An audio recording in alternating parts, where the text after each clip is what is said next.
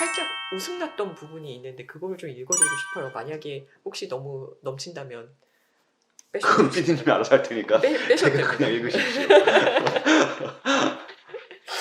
어디가 그렇게 또 재밌게 아니 저는 이거 웃음이 나가지고 읽는 내내 막 정말 마음에서 모든 감정들이 막 다 올라와서 막 정말 홍수가 막 일어나서 막 이리 치고 저리 치고 했지만 그렇지만 한 군데에서 또 빵 터지기도 했어요. 그래서 네. 제가 빵 터진 부분을 조금 읽어드리고 싶습니다. 네. 그 빵 터진 부분을 찾을 때까지 이제 제가 좀 더 얘기를 이끌어가자면 예. 네. 이 제재는 한마디로 얘기하면 결국에는 감수성이 아주 예민한 그런 특별한 아이예요. 맞아요. 근데 이 특별한 아이는 우리 주변에 엄청나게 많이 있습니다. 여러분 주변에 언제나 제재가 있다는 걸 좀 알았으면 좋겠어요. 사실 찾았어요? 네. 읽어주세요. 이 부분 저기 뽀르뚜기 좀 해주시면 안 될까요? 네.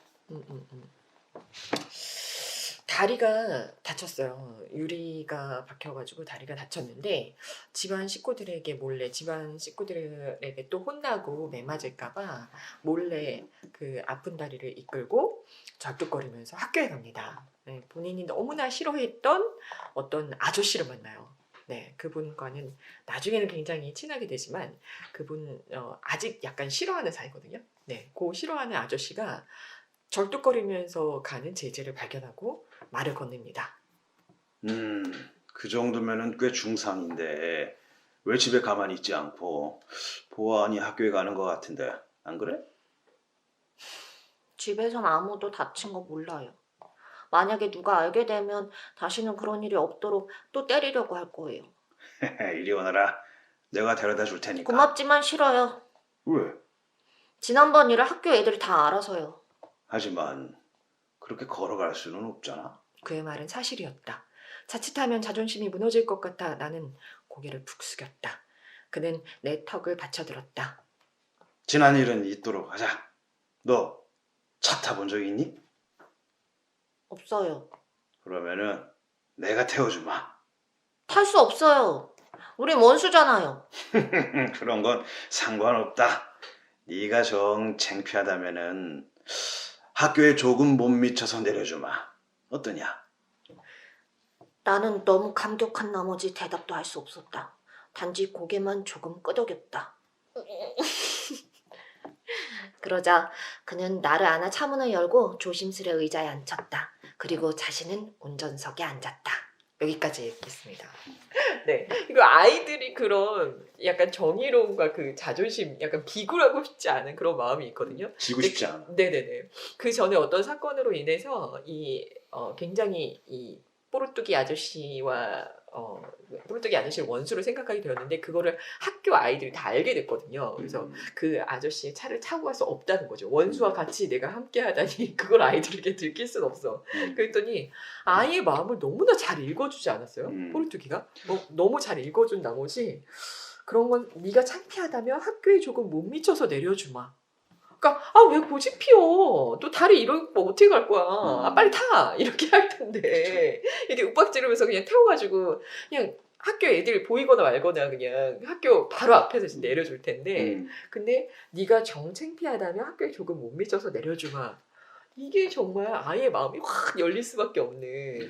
그럴 수밖에 없는 게 전 이제 이 포인트에서 조금 되게 좀 불쌍했던 제재가 너무 마음이 아팠던 게 이렇게 유리가 박혀가지고 발이 이렇게 심하게 다쳤으면은 애 같으면 막 울고 엄마한테 가서 아프다고 막 징징 울고 해야 되는데 이거 엄마 아빠가 보면은 나 또 때릴 텐데 그래서 이렇게 다쳤는데도 말도 못 하잖아요. 그래서 결국에는 이 제재를 데리고 치료를 받으러 간 것도 뽀르뚜기 아저씨였잖아요. 맞아요. 그러니까 사실은 그 유리가 박힌 것보다도 때리는 게 덜 아팠을 텐데 그래도 그걸 참는 거죠. 맞는 게 너무 싫어서. 그러니까 그 집안에서도 그 집안에서도 제재가 그냥 엄마 아빠에게 마음을 그만큼 이렇게 열지 못하고 항상 혼자였잖아요. 그 부분이 되게 마음이 좀 짠하더라고요. 애가 이렇게 아픈데도 역시 아이를 키우시니까 시선이 남다르세요.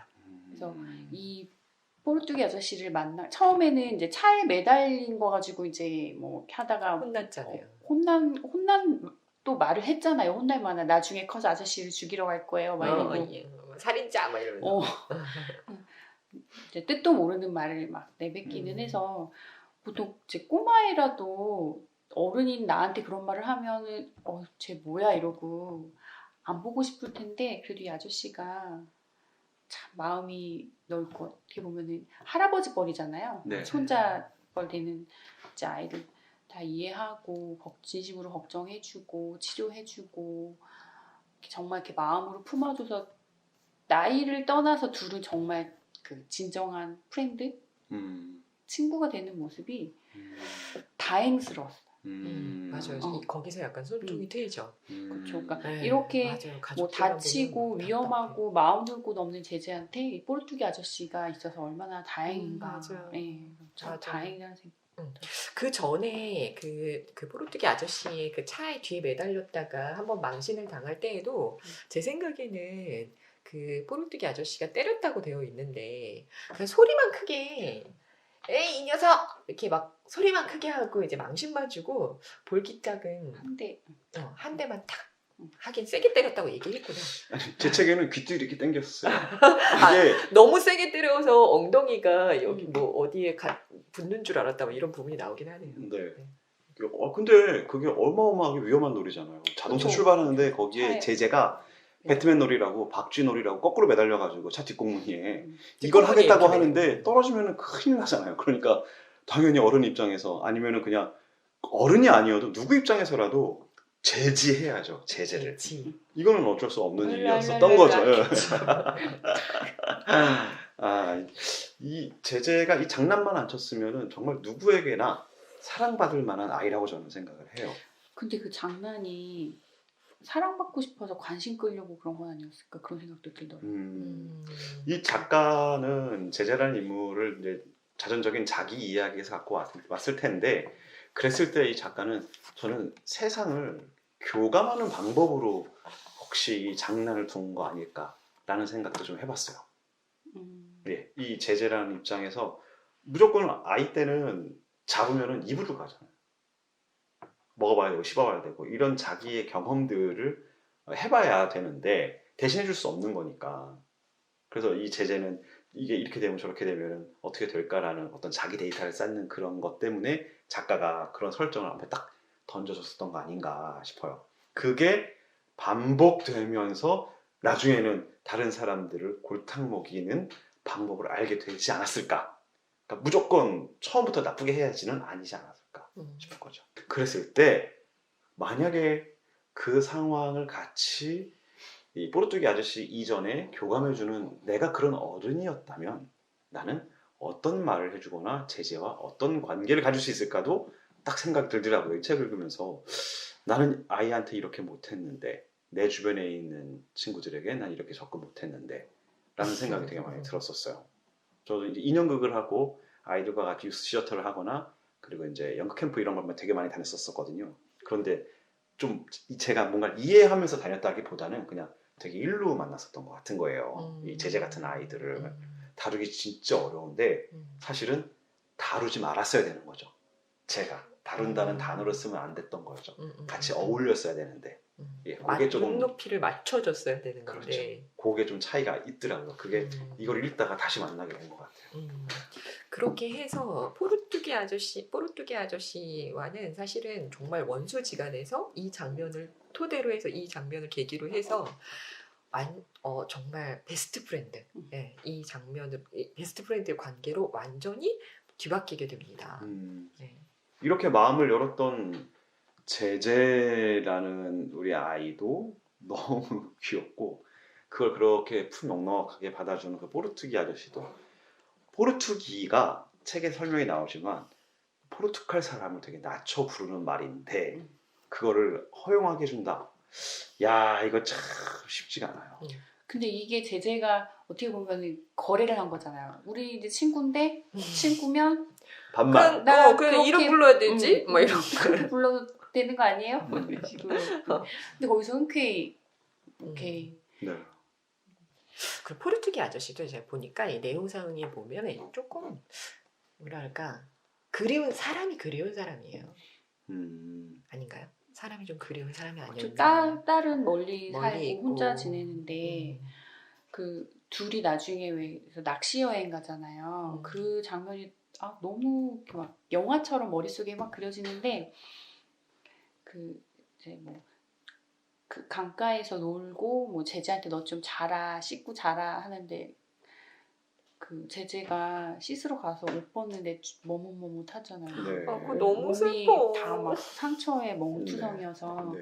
근데 아저씨가 그거 보고서는 되게 마음 아파해주고 네. 그 이제 잠깐 이제 둘이 누워서 쉴 때 이렇게 안아주잖아요. 네. 그 장면이 되게 마음에 여운이 많이 남더라고요. 맞아요. 그 장면 진짜 영화처럼 그 아기 염소처럼 뛰어갔다 이런 이야기가 나오는데 제재가 진짜 아기 염소처럼 너무 신나가지고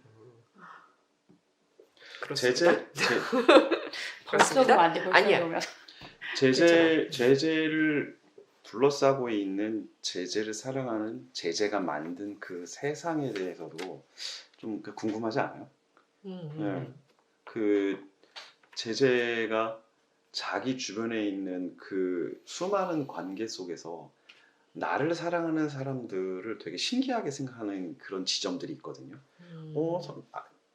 당신이 아는 것과 다르게 나의 본성은 이렇습니다라는 자기 얘기를 건넬 때 그 제재가 이제 사랑하게 되는 제재를 사랑하는 사람들은 제재의 다른 면모를 봐주는 분들이더라고요. 그냥 겉으로만 드러나는 게 아니라 겉으로만 드러나는 그런 짓궂은 장난만 보는 게 아니라 네. 맞아요. 그런 의미들을 읽어내고 또 동감해줄 수 있는 사람들이었던 것 같아요. 작가는 그런 면을 자꾸 만들면서 이게 지금도 읽혀지는 이유가 지금 세상에도 그게 필요하다라고 아직 얘기할 수 있는 지점이 아닌가. 이게 꼭 제재라는 아이만 얘기를 하는 게 아니라 우리가 가정이라고 말하는 곳이라든가 사회라는 곳이라든가 어디서든 누군가의 면모를 내가 어떻게 알아줄 것인가 라는 거를 이렇게 저한테 얘기해 주는 것 같아서 그게 되게 마음에 쓰이기도 하고 내가 나를 알아달라고 하는 말은 진짜 많이 하거든요. 나 좀 알아주고 이걸 왜 몰라? 왜 날 이해 못해? 근데 내가 너에 대해서 이걸 이해하고 있어라고 하는 말은 1000번 중에 1번 하는 것 같은 그런 정말 내 입에서 나오지 않았던 말 아닌가라는 생각이 들더라고요. 어떠세요? 얼마나 많은 분들을 서로 이렇게 이해하시면서 그런 언어를 쓰시는지 궁금해요. 포르투기처럼. 그러니까 근데 그러니까 이해해 이런 100마디 말보다 사실은 정말 이해한다면 포르투기처럼 거기에 눈높이를 탁 맞춰주는 이런 센스 이거 참 굉장히 부럽다 생각을 했어요. 어떤 센스가 보이세요? 예를 들어서 이럴 때 네가 원한다면 그렇게 해줄게. 그러니까 너 다리 아프니까 너는 무조건 그냥 차를 타고 가야지 무슨 소리야 이런 그 어른의 시선이 아니라 그 아이의 들키고 싶지 않은 그 마음을 존중해 주는 거잖아요. 그럼 그걸 존중을 하면서 타협점을 찾는 그런 센스가 참 그 이해력이 참 부럽다 이런 생각이 들었어요.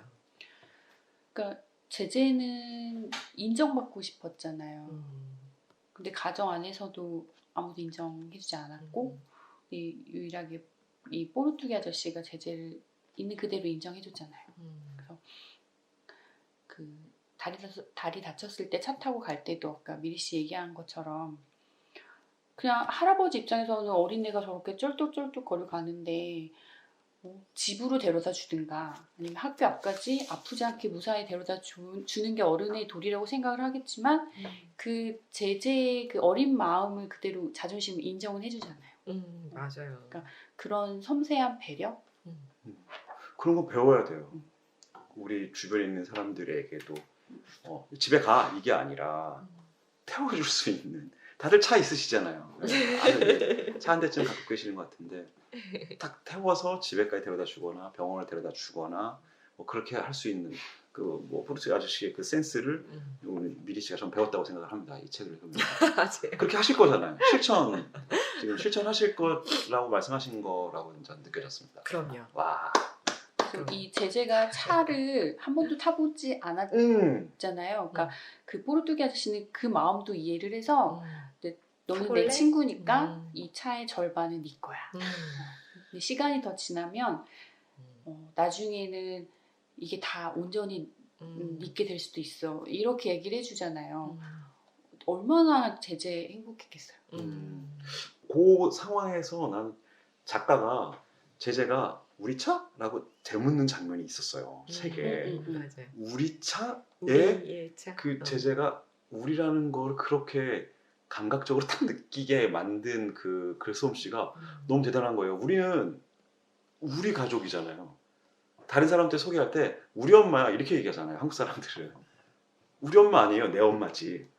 근데 우리 엄마라고 다 소개를 하잖아요. 그래서 우리라는 단어가 너무 익숙해요. 근데 여기에서는 우리 차? 하는 순간 그 포르투기가 그래 이거는 지분을 이렇게 나눌 수 있는 우리 차야라고 딱 말을 꺼내주는 게 이게 되게 이 작가도 되게 민감하고 세세하게 언어를 쓰고 있구나라는 생각이 들었어요. 이 제재가 얼마나 순수하냐면 이렇게 탁 한마디의 말로 눈높이를 딱 맞춰준 뽀르투기 아저씨로 인해서 그날을 이제 쭉 보내고 그 뽀르투기가 이제 집에 데려다 줘요. 그러고 나서 제재가 이렇게 말합니다. 이제 포르투갈 사람이 내게 가장 소중한 사람이 되었다는 중요한 사실을 하나 발견했다. 이런 부분이 나오거든요. 그러니까 완전 180도 확 바뀐 거죠. 원수잖아요. 했다가 가장 소중한 사람이 됐다는. 그러니까 그거는 우리가 그 마음을 열게 되는 순간에 정말 딱 어떤 계기가 딱 있는 것 같아요. 네, 그렇게 눈높이를 딱 맞춰주는 그런 마음이 딱 먼저 열렸을 때 그때 확 이 순수한 제재의 마음도 열린 거죠.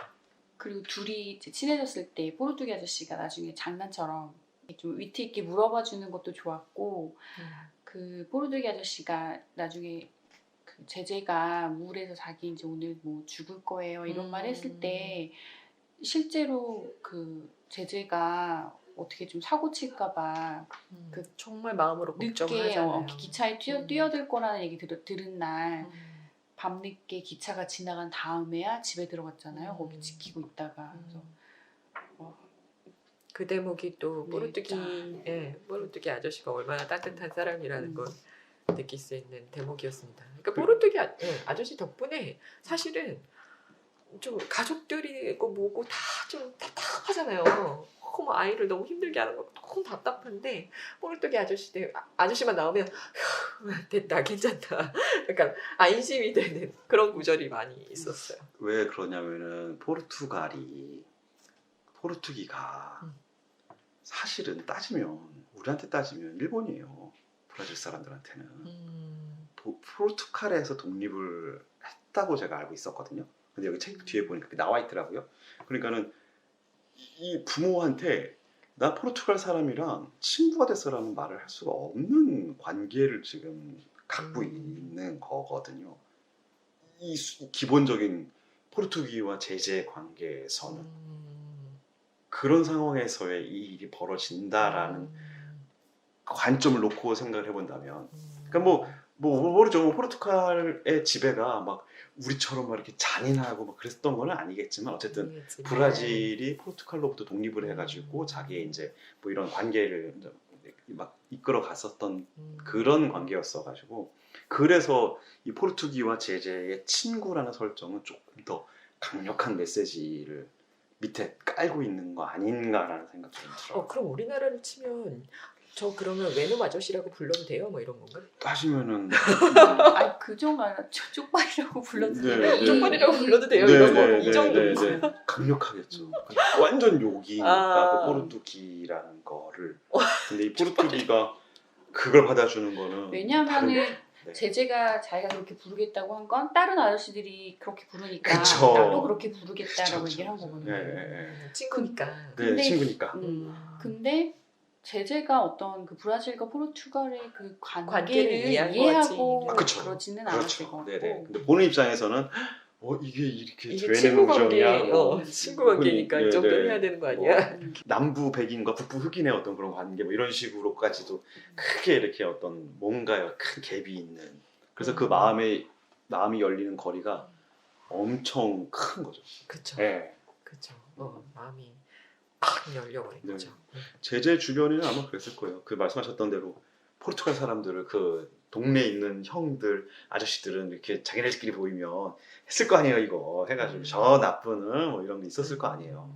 그걸 그대로 받아들였던 제재니까 나 이렇게 친구니까 이렇게 부를래. 역시 순수해. 예. 우리 제재 순수해. 근데 난 내가 그런 거 들으면 못 참을 것 같은데. 그냥 그러니까요. 형이라고 부를래? 라든가 뭐 어떤 그런 관계를 댈 것 같은데 흔쾌히 웃으면서 그래 친구라면 그렇게 불러라. 그래. 그게 과연 가능할까? 대단한 분이에요. 네. 그분도. 음. 뽀르뚜기도 대단한 분이에요. 그래서 제재 주변에 제재가 사랑하는 사람들이 이렇게 만들어졌었던 것 같아요. 그런 것들이 다 서로 가능했고 서로 소통할 수 있었으니까. 소통하지 않는 사람과의 거리는 어떻습니까? 소통하지 못하는 사람과의 거리는 어떻습니까? 뭔가 안드로메다인가요? 아니 사회적으로 통하지 않는 가까운. 사람이요? 통하지 않는 사람? 꼭 있죠. 아 있어요. 거리는 모르겠는데. 꼭 있죠. 꼭 있죠. 네, 그렇죠, 꼭 있죠. 있죠. 네. 네. 꼭 있죠. 어질어질하죠. 그렇군요. 어질어질해요. 영원한 평행선. 좋은 비유였던 것 같습니다. 네. 영원한 평행선. 저희는 이 구독자 여러분들과 아주 가까운 크로스를 언젠가는 크로스하면 안 돼. 같이 가야 돼. 우리는 한 손으로.